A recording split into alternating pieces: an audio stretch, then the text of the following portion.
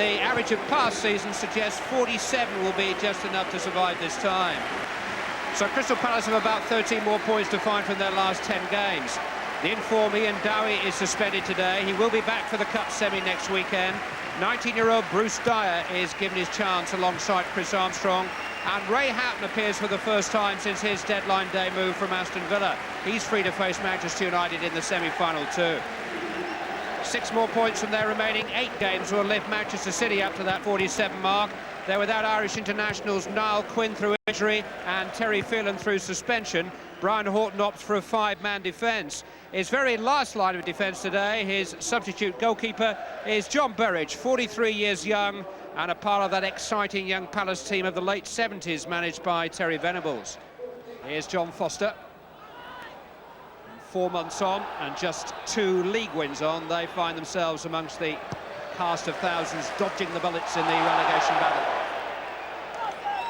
Firm challenge by Alan Kernahan, just letting Chris Armstrong know he's around. He lost him altogether. Just beyond Solarco, and Kernahan heads over his own crossbar. Well, they got the wires crossed there. 3 centre-halves. And there's the centre-forward, and he didn't have anybody anywhere near him.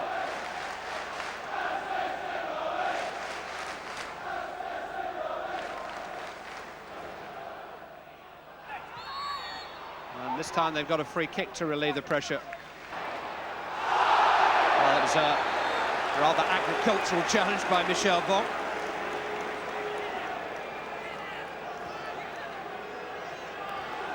Free kick quickly taken. Houghton, punched away by Coton, headed by Brightwell and then by Gaudino, and Manchester City have got away with it. But Houghton was in the wide-awake club then. Solarco. Towards Armstrong. Dyer. Came off curl and went for a corner.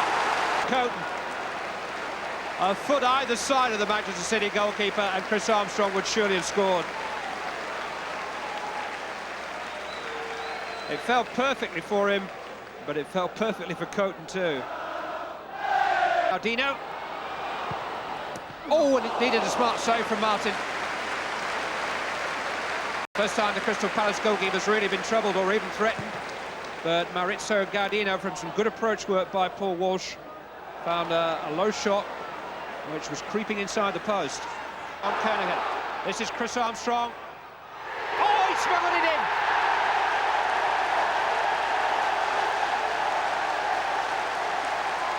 Chris Armstrong gives Crystal Palace the lead. 4 goals in 4 games since his return from the drugs ban. And a smile on the face of a young man who's had a troubled year. It's no more than Crystal Palace have deserved, and no surprise that it's come from the sheer pace of one of their front men, although he caught Tony Coton out on his near post.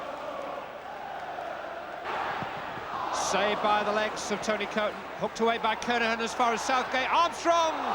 And Coton had to make another stop, this time with his hands.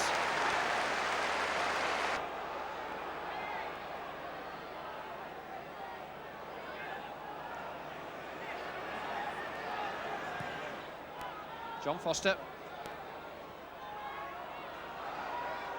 Gary Flitcroft. Alan Kernahan. Maurizio Gaudino. And they're getting chances all of a sudden. Gaudino being allowed to roam freely behind the front 2. Rustler. Now Summerby. Eric Young did well. He's always had a turn of pace. Celebrated his 35th birthday last weekend, Eric Young, and he's been out of action for much of the season after a dispute with the manager here. And those long legs get him there more often than not.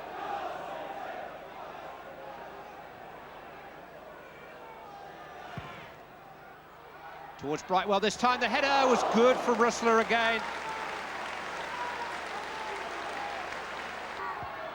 Header away this time by Pitcher.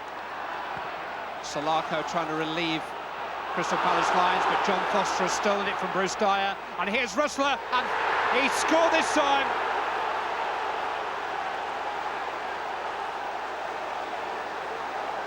He's a bit of a folk hero in Manchester already, Uwe Rösler. And his goals speak for themselves. His 30th start of the season, his 19th goal of the season, and that is a really valuable one for Manchester City. Bruce Dyer will be disappointed that Foster was allowed to steal the ball back from him, but third time lucky for Uwe Rösler. Having been denied from the two corners, he buries his header into a place where Nigel Martin cannot reach. Patterson's header. They're back in the lead. Darren Patterson's first ever goal for the club. And it couldn't have come at a better time. And within 5 minutes of Manchester City equalising and threatening to turn the whole match around, Alan Smith's side are back in front. Beautifully delivered corner by John Solarco, and Patterson rose between the two defenders, and Coton again watched the ball just fly past him in his near post. He didn't have a fullback protecting it, and he couldn't raise a hand to protect it either. Just couldn't quite save it at the death.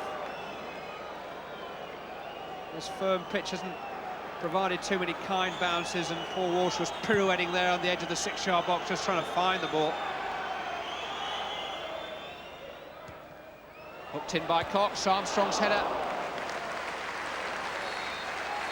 And that's it. And there's plenty of Premiership life left in Crystal Palace yet. A victory that will shuffle the relegation pack again. Chris Armstrong scored their first half goal. But a first ever goal for Crystal Palace for Darren Patterson decided it. Another dismal day at Selhurst Park for Manchester City.